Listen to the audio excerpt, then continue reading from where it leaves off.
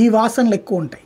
ఏది జయప్రకాష్ నారాయణ్ ఆనాటి ఉద్యమ స్ఫూర్తి లేదా సెక్యులరిజం పేరుతో హిందుత్వం అనేటటువంటిది వన్ ఆఫ్ ద పార్ట్గా చూస్తారు తప్పించి ఇదే ప్రధానంగా చూడరు అక్కడ. ఆ ఇంపాక్ట్తో తేడా వస్తుంది.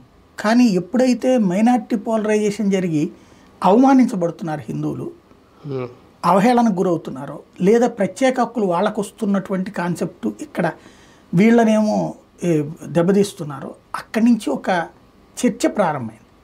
ఆ చర్చని కరెక్ట్ అయినటువంటి దారిలో తీసుకెళ్లడంలో ఆర్ఎస్ఎస్ సక్సెస్ అయింది.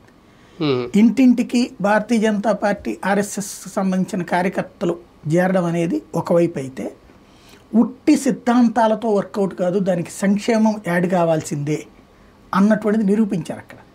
ప్రతి మహిళకి 2100 రూపాయలు ఇంటికి డబ్బులు ఇచ్చారు అక్కడ. నెలకి 2100 చెప్పిన ప్రతి నెల డబ్బులు వేశారు. ఇది ఒకటి మహిళల్లో ఒక ఫీలింగ్ క్రియేట్ అయింది. రెండవది వచ్చేటప్పటికి ఈ ఆర్ఎస్ఎస్ ఇంపాక్ట్ ఒకటి బాగా పనిచేసింది. దానికి తోడు నరేంద్ర మోడీని తక్కువ ప్రచారం చేయించడం ఒకటి.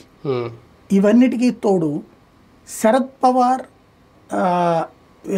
ఇటు పక్కన మన ఇతను ఉద్ధవ్ థాకరే, వీళ్ళిద్దరూ పార్టీలో చేసిన తప్పేంటంటే సీనియర్ లీడర్లని వీళ్ళు అంటే ఓ రకంగా చెప్పాలంటే పుత్ర ప్రేమలు పుత్రికా ప్రేమలు నాశనం చేసి తమ వారసుల చేతి